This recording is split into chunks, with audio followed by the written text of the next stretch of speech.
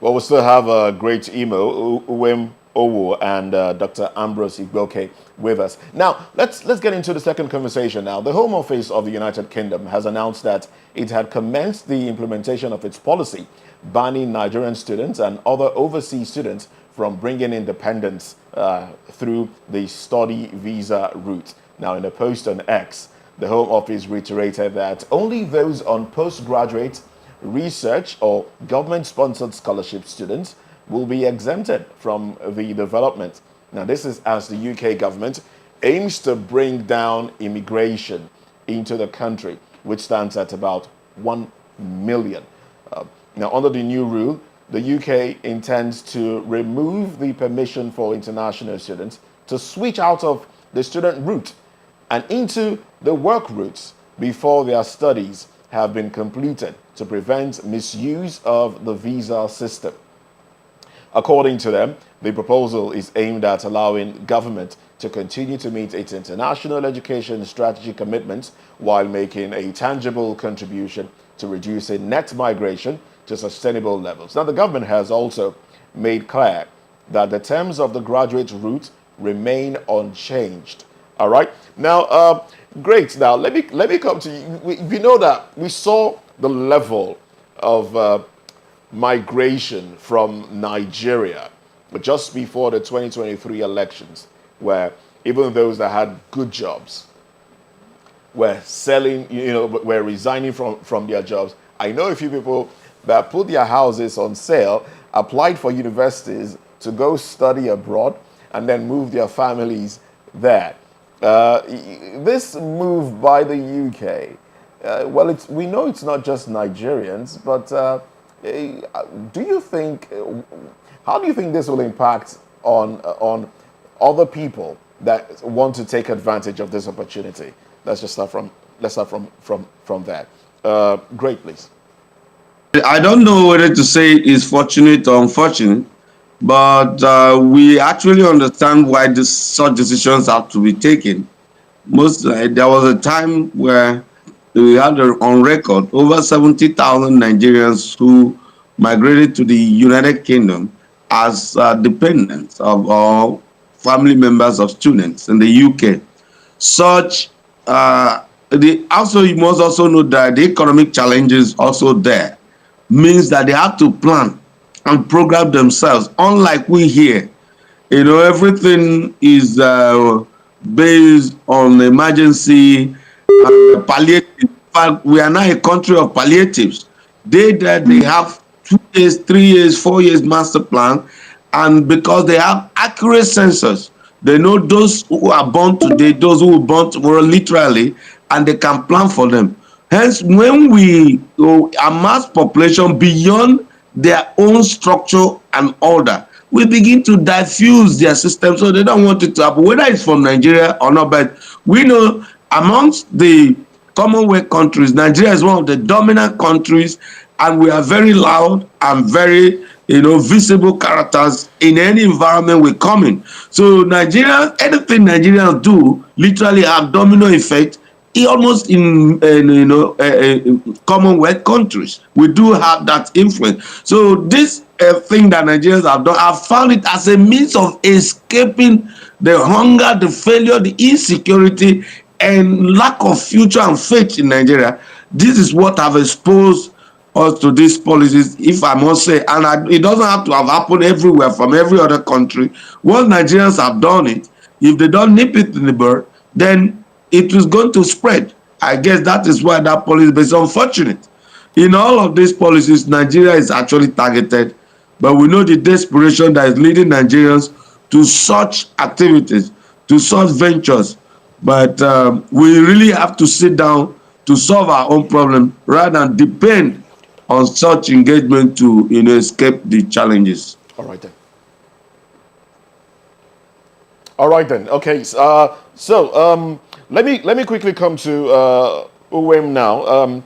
Wim, do you think the online, because online we saw a situation whereby Nigerians, social media influencers were using it as content to say, okay, if you want to go to the UK, these and these and this, these are the ways to go. Do you think that affected this decision?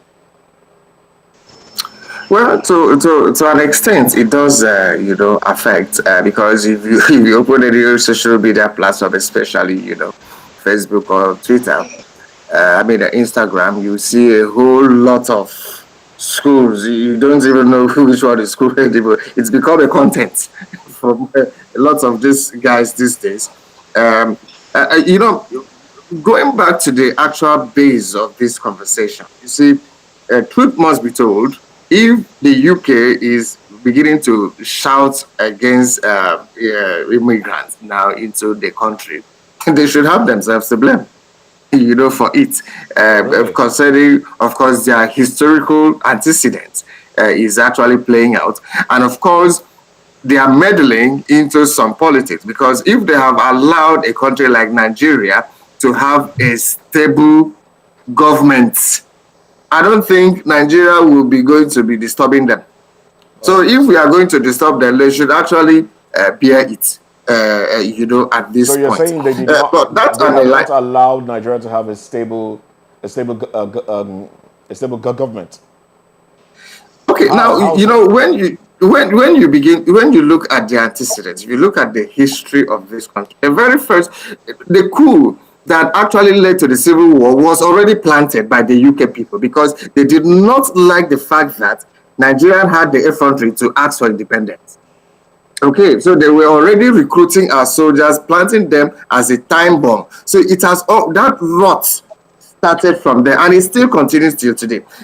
Let's let's not go into some routes that will actually open some stuff.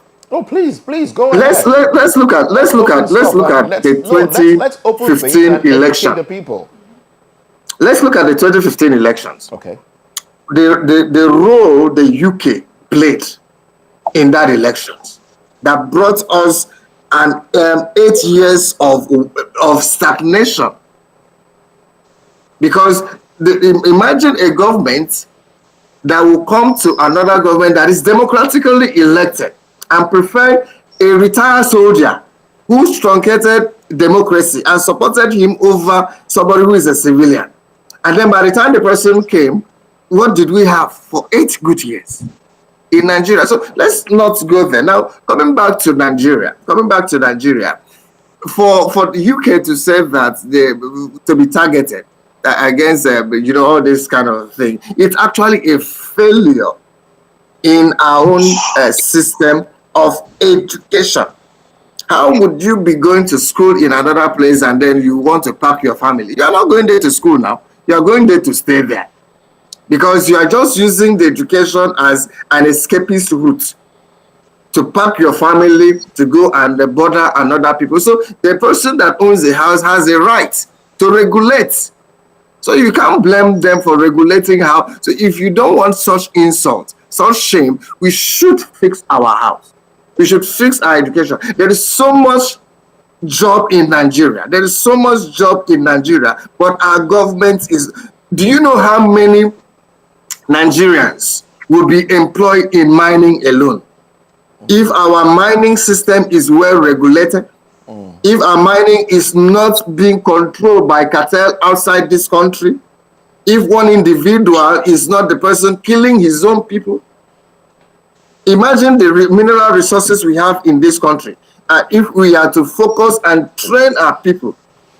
I went to Kano the other day, and then because sometimes when Bureau of Statistics release some of these unemployment rates, and then they have more people in the south that are not employed and less in the north. I used to doubt it. But you know what? I went to Kano. When I went to Kano, almost every young person in Kano is busy doing something, no matter how small it is. We only use, because these westernized, Christianized brains of Western education, to use that system to evaluate others. I am telling you that if we overhaul, I usually say it, let us begin to write our physics textbook in Ibibio language, in Hausa language, in Yoruba language, and see if that person you refer to as illiterate is actually an illiterate. This is where we are getting it all wrong. All Because right. we don't want to free ourselves from that colonial educational system, and thinking that if somebody, just like Great mentioned the other time, if you are not able to speak English, if you are not ready to reason in causality sense, you are not educated. That's wrong. My grandmother never went to school, but her raw sense and intellect, I don't think I can even match it. So that is what we need to understand. All right, right. thank you very much, Wim. Thank you. Now, Dr. Ambrose, are there any changes to the terms of the graduate route for international students? Firstly, I would just to say that it is a pity and it's actually embarrassing, shameful, and disrespectful to Nigerians for UK to make such a statement. It is because we have brought ourselves this low. We have brought ourselves this low. We have insulted our collective sense of self-esteem. In those days, in the 70s and 80s, and even early 90s, UK had a program where they were actually cajoling Nigerian students to come and study. They had scholarships. They affiliated some of our schools here. Remember that University of Ibadan was actually a campus of the University of London. So, and then a lot of our schools, for example, some Massachusetts had an affiliation with UNN. A lot of our schools had affiliations, and they were even begging some of the departments, the universities overseas, come here to establish their departments so that they can have students from Nigeria. Some of them come here to lecture. So, what UK needed us.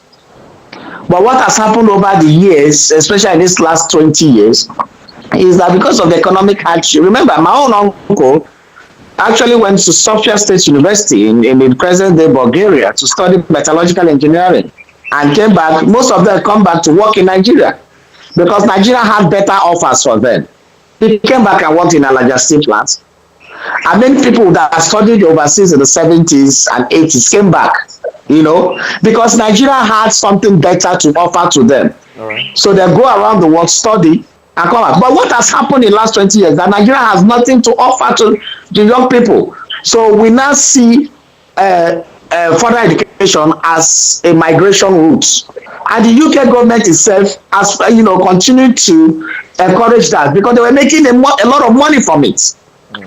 They were making a kill from Nigerian students, who are going there to study. Okay. And so this one they just came forward to do is that they are trying to shut out Nigerians because they have made a lot of money from them and trying to even see other ways to increase the route. Nigerians will find other countries to go to because the country does not offer them anything. Dr. Igboke, we'd like to get your concluding thoughts from on both issues discussed in about a minute, please, because we're pressed for time. Let's start with you. As I said earlier, I'm a root cause analyst. Nepotism, we are not doing well. We are doing forgery. We are doing this as a root cause. The root cause is the foundation of values and norms in our country has been jettisoned. The root cause is that we have abandoned education for academics. The root cause is that we do not celebrate meritocracy, but rather mediocrity. If we correct all those things, the other things will be on autopilot. All right. Thank you. All right then, thank you very much, Dr. Ambrose Igboke, who is Chairman Enugu State Chapter of the Guild of Public Affairs Analysts. Now let's speak with Wim O as well. Let's get your concluding thoughts as well. Well, I think my advocacy has always been that there is a need for a total overhauling of our education system, because education is about character and learning. We should be able to domesticate our education system. We should be able to domesticate our education system. That's where the problem is. Thank you. All right, thank you very much for keeping it precise. And finally, let's have a great email. Going forward, I think we need to advocate. We need to look for men of steel, men who are capable of bootstrapping a nation, taking it from its foundation and put it on a path of progress. Not this primitive, hungry material acquisition, money seeking characters who think that sitting in a position makes you a leader. Leaders are pathfinders who see where a nation should be, where a society should be, and they share the vision of that future with everybody and carries everybody along.